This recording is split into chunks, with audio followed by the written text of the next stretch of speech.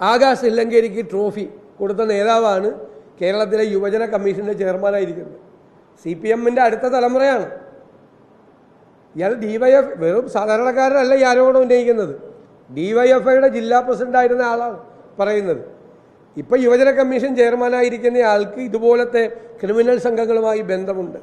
ആകാശ് ഇല്ലങ്കേരി, ഈ കേസിൽ പ്രതിയായ ആകാശ് ഇല്ലങ്കേരിക്ക് ട്രോഫി സമ്മാനിച്ച ആളാണ് എന്നാണ് പറയുന്നത്.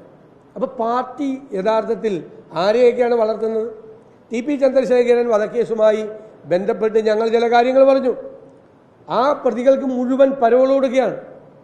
ആ പരോളിൽ പോകുന്ന സംഘങ്ങൾ സ്വർണ്ണക്കള്ളക്കടത്ത് നടത്തുന്നു, കേസിൽ പ്രതിയാവുന്നു, സ്വർണം പൊട്ടിക്കലിൽ പങ്കെടുക്കുന്നു, മയക്കുമരുന്ന് പാർട്ടിയിൽ പങ്കെടുക്കുന്നു, മയക്കുമരുന്ന് കേസിൽപ്പെടുന്നു, തോക്ക് കേസിൽപ്പെടുന്നു.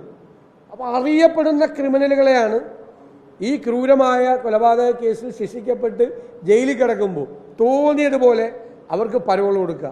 പരോളുമായി പുറത്തുപോയി അവർ ചെയ്യുന്നത് മുഴുവൻ കൊട്ടേഷനാണ്. അവർക്ക് ജയിലിൽ നിന്ന് വരെ കൊട്ടേഷൻ നടത്താനുള്ള സംവിധാനങ്ങൾ, ഏറ്റവും ആധുനികമായ ഫോൺ ഉൾപ്പെടെയുള്ള സംവിധാനങ്ങൾ കൊടുത്തിരിക്കുകയാണ്. ഇത് ഓരോന്നോരോന്നായിട്ട് പുറത്തു വന്നുകൊണ്ടിരിക്കുകയാണ്. കഴിഞ്ഞ കുറേ വർഷങ്ങളായി CPM കൊട്ടേഷൻ സംഘങ്ങളെയും അധോലോക മാഫിയയെയും വളർത്തുകയാണ്. അതിൻ്റെ പുറകിൽ കേരളത്തിൽ മയക്കുമരുന്ന് മാഫിയ തലച്ചു വളരുന്നതിൻ്റെ പുറകിൽ CPM-ൻ്റെയും DYFIയുടെയും പൊളിറ്റിക്കൽ പേട്രണേജ് ആണ് എന്ന് ഞങ്ങൾ നിയമസഭയിൽ ഉന്നയിച്ച ആരോപണമാണ് ഇന്നിപ്പോൾ ശരിയായി വന്നിരിക്കുന്നത്. ഈ അധോലോക സംഘങ്ങൾക്ക് മുഴുവൻ കുടപിടിച്ചു കൊടുക്കുകയാണ് ഈ ഭരണം. മുഖ്യമന്ത്രിയുടെ ഓഫീസിൽ ഇരുന്നുകൊണ്ടാണ് പോലീസിനെ നിയന്ത്രിക്കുന്നത്. മുഖ്യമന്ത്രിയുടെ ഓഫീസിലെ ഒരു ഉപജാപക സംഘമാണ് പോലീസ് എന്ത് ചെയ്യണം എന്ന് തീരുമാനിക്കുന്നത്. ഏരിയ സെക്രട്ടറിമാരാണ് SHOമാരെ നിയന്ത്രിക്കുന്നത്. ജില്ലാ സെക്രട്ടറിമാരാണ് SP-മാരെ നിയന്ത്രിക്കുന്നത്. മുതിർന്ന ഉദ്യോഗസ്ഥന്മാരെ നിയന്ത്രിക്കുന്നത് മുഖ്യമന്ത്രിയുടെ ഓഫീസിലെ ഉപജാപക സംഘമാണ്.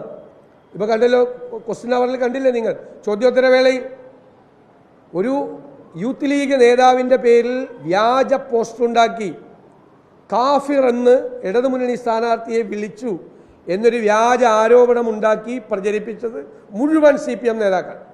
ഒറ്റയാൾക്കെതിരായി കേസെടുത്തിട്ടില്ല. ഒറ്റയാൾക്കെതിരായി ഒരു മുൻ MLA തന്നെ അവരുടെ ഫേസ്ബുക്കിൽ അവരിതിട്ടു കംപ്ലീറ്റ്. അവർ പ്രചരണം ഇപ്പോൾ അവർ പിൻവലിച്ചു.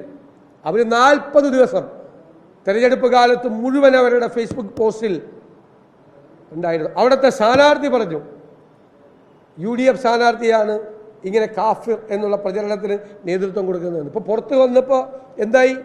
വ്യാജ പോസ്റ്റർ CPM തന്നെ ഉണ്ടാക്കി.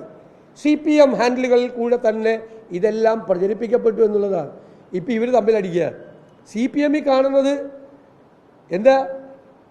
UDF-നെയും കോൺഗ്രസ് നേതാക്കളെയും അധിക്ഷേപിച്ചിരുന്ന CPM ഹാൻഡിലുകളുടെ പുറകിൽ സോഷ്യൽ മാധ്യമപ്രവർത്തകരെയും വനിതാ മാധ്യമപ്രവർത്തകരെ ഉൾപ്പെടെയുള്ള ആളുകളെ അധിക്ഷേപിച്ചിരുന്ന CPM ഹാൻഡിലുകൾ, സോഷ്യൽ മീഡിയ ഹാൻഡിലുകൾ ഇപ്പോൾ പരസ്പരം പോരടിക്കുന്ന കാഴ്ചയാണ്.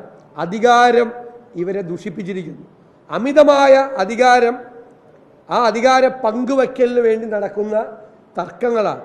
CPM വലിയ ജീർണതയിലേക്ക്, ഡീജനറേഷനിലേക്ക് പോകുന്ന കാഴ്ചയാണ് കേരളത്തിൽ കാണുന്നത്. അതാണ് ഇതിൻ്റെ ഉദാഹരണം. ഈ മനു തോമസ് നടത്തിയ വെളിപ്പെടുത്തലിനെക്കുറിച്ച് ഗൗരവതരമായ രീതിയിൽ ഒരു അന്വേഷണം നടത്താൻ സർക്കാർ തയ്യാറാകണം എന്ന് ഞങ്ങൾ ആവശ്യപ്പെടുന്നു.